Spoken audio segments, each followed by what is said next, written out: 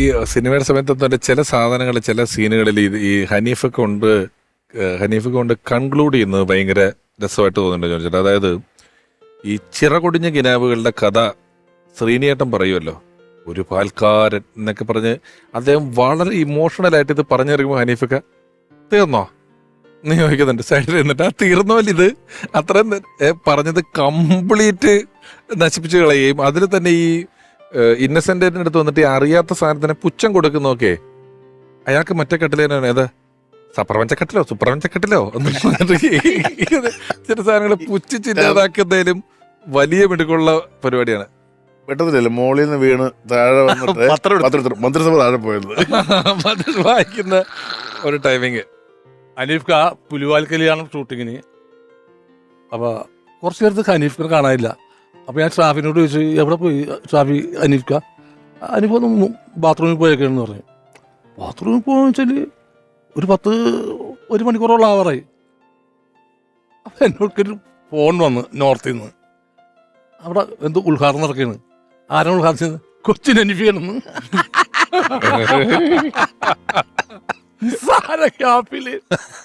ഒരു ഉദ്ഘാടന ബാത്റൂമിൽ പോയിട്ട് വരുന്നത്. അതുപോലെ നമ്മളിപ്പോ ഏത് സമയത്ത് വിളിച്ചിട്ടും ഒരു 2 ദിവസം അഡ്ജസ്റ്റ് ചെയ്യാൻ പറ്റുമെന്ന് വെച്ച് കഴിഞ്ഞാൽ എത്തിയിരിക്കും.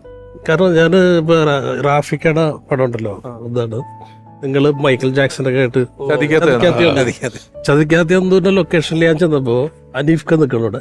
അപ്പൊ ഞാൻ കഥ കേട്ടാ, ഹനീഫ് ഖാന്റെ ക്യാരക്ടർ ഇല്ല അതിനകത്ത്. അപ്പൊ ഞാൻ ചോദിച്ചു, ഹനീഫ് ഖാൻ ഏതാ റോള്? ഞാൻ ഇതില് ക്യാമറമാനാ, 2 ദിവസത്തേക്ക് വന്നോന്ന് പറഞ്ഞു. അത് കഴിഞ്ഞ് ഞാൻ 1 മാസം കഴിഞ്ഞ് ചെല്ലുമ്പോഴും ഹനീഫ് ഖാൻ.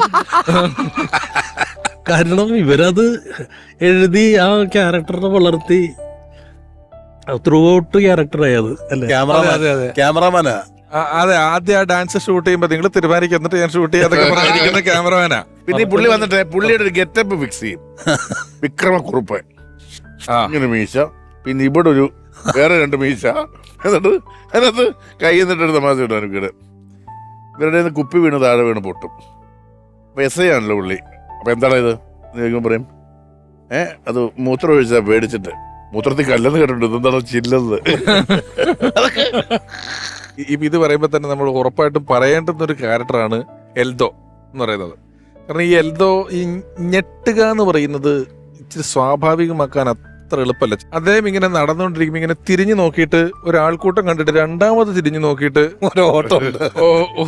ഒരുണ്ട് ഈ ആശയുണ്ട്. അതുപോലെ ഈ കാലുകൾ എനിക്കുള്ളതാണ്, മറ്റേതാണ് നിന്ന് കഥാപ്രസംഗം പറയാതെ ഒടിക്കട കാലെന്ന് പറയുന്ന സീനിലും ഒക്കെ മീശ മാധവനിലെ പെടലി എന്ന് പറയുന്ന കഥാപാത്രം നമ്മൾ ഒറ്റ ഇരിപ്പിന് ആലോചിച്ചാല് എന്തോരോ കഥാപാത്രം. അനിയത്തിപ്രാവിലെ ചേട്ടൻ, എനിക്കൊരു ഡ്രൈവർ ഇവരുടെ കോമഡി ഉണ്ട് ഭയങ്കര. എനിക്ക് ഇങ്ങനെ വണ്ടിയിൽ കയറിയിരുന്ന ഉടനെ ഉറങ്ങും. ഒരു ദിവസം തമ്മിൽ ഭയങ്കര വഴക്ക്, സ്നേഹിതന്റെ ഒക്കെ. ഞാൻ എന്ത് പറ്റി എനിക്ക് ധോണി കുറെ ദൂരം ഓടി കഴിഞ്ഞിട്ട് ഞാൻ ഇവനോട് ചോദിച്ചു എവിടായി, അത് നമ്മൾ ഉറക്കമല്ലേ, ഇവനോട് ചോദിച്ചു എവിടായെന്ന് ചോദിച്ചപ്പോ അവൻ പറയാ അവനറിയില്ല, അവനും ഉറങ്ങിപ്പോയത്. മറ്റേ പരുന്തിനൊക്കെ വെക്കുന്ന ആളല്ലേ? ലൊക്കേഷനിൽ അനീഫിന്റെ ഷൂട്ടിംഗ് കഴിഞ്ഞു.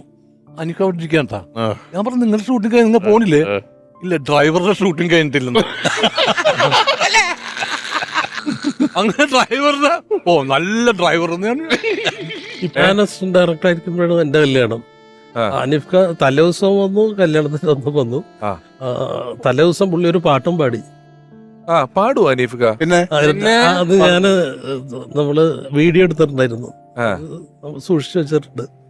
ചന്ദ്രകാന്തം കൊണ്ട് 4 കെട്ട് എന്നുള്ള പാട്ടില് പാതയത്തില്. അപ്പൊ അല്ല, കല്യാണ വീടാകുമ്പോ എല്ലാവരും ഇങ്ങനെ പാടുന്ന കൂട്ടത്തില് പുള്ളി ഒരു പാട്ട് പാടി. സ്റ്റാർ നൈറ്റിനൊക്കെ പോകുമ്പോ നമ്മൾ കണ്ടിട്ടുണ്ട് പല വീഡിയോസ് അല്ല, കാസറ്റ് പാടിയിട്ടുണ്ട്.